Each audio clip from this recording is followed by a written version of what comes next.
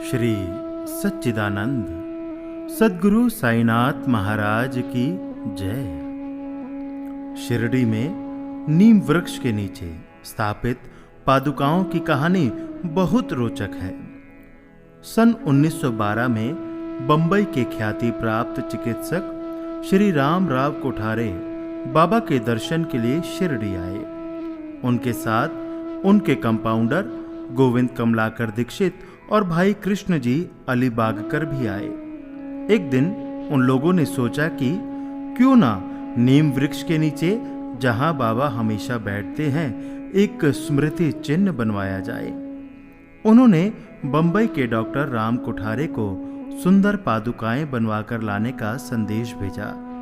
कुछ दिन के बाद डॉक्टर कोठारे संगमरमर की पादुकाओं का नक्शा बनवाकर शिरडी लाए और खंडोबा मंदिर में उपासनी महाराज जी को दिखाया। तब उपासनी महाराज जी ने उनसे कहा कि चरणों के साथ कमल पुष्प, बिल्वदल, शंख, चक्र, गदा, पद्म आदि की आकृति बनवाकर संगमरमर की एक चौकी बनवाएं। भक्त रामराव कोठारे ने उसी तरह से पादुकाएं बनवाकर कंपाउंडर दीक्षित के साथ शिरडी भिजवा दी। सर्वप्रथम पादुकाएं खंडोबा मंदिर में लाई गई, जहां पादुकाओं को 2 दिन तक रखा गया। नीम वृक्ष के नीचे उनकी स्थापना किस दिन करें, इस विषय में बाबा से अनुमति मांगी गई। तब बाबा ने आज्ञा देते हुए कहा, श्रावण शुद्ध पूर्णिमा के दिन उन पादुकाओं को नीम वृक्ष के नीचे स्थापित करें। बाबा के आदेश अनुसार कंपाउंडर दीक्षित पादुकाओं को सुबह 11 बजे शीश पर धारण कर खंडोबा मंदिर से द्वारका माई तक वाद्य संगीत के साथ शोभा यात्रा में लाए और उन्हें द्वारका माई में ही बाबा के पास रख दिया।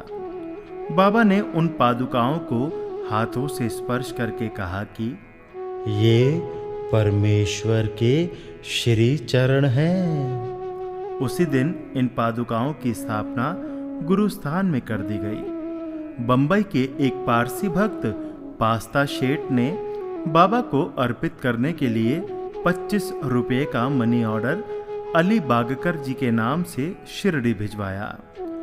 अलीबागकर जी को ये राशि पादुकाओं की स्थापना से ठीक 1 दिन पहले मिली। उन्होंने जब ये राशि बाबा को दी तो बाबा ने ये कहते हुए वह राशि वापस कर दी कि यह राशि आपको कल खर्च के लिए काम में आएगी। श्री अलीबागकर स्वामी अक्कलकोट महाराज के भक्त थे।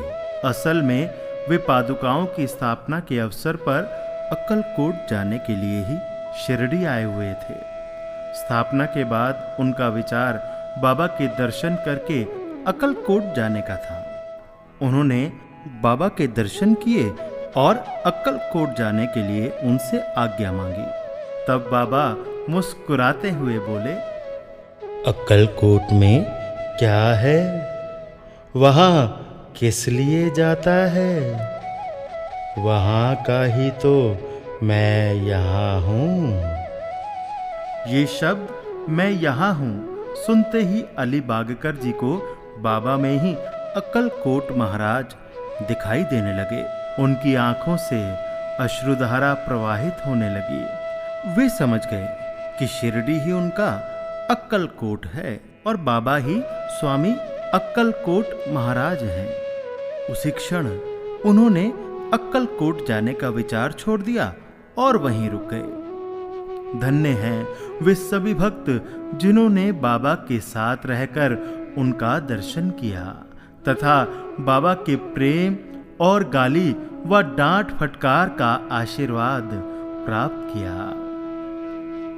सदा निम्ब वृक्षस्य मूलाधिवासा सुधाश्राविणं तिक्तमप्याप्रियन्तं तरुं कल्प वृक्षाधिकं साधयन्तं नमामीश्वरं सद्गुरुं साईनाथम। भावार्थ, मैं भगवान साईनाथ को नमन करता हूँ, जिनका सानिध्य पाकर नीम वृक्ष कटु तथा अप्रिय होते हुए भी अमृत वर्षा करता है। इसमें अनेक व्याधियों से मुक्ति देने के गुण होने के कारण कल्प वृक्ष से भी श्रेष्ठ कहा गया है। मन में हो विश्वास तो साईं करे पूरी आस। श्री सद्गुरु साईनाथार्पणमस्तु। शुभम भवतु। सद्गुरु साईनाथ महाराज की जय।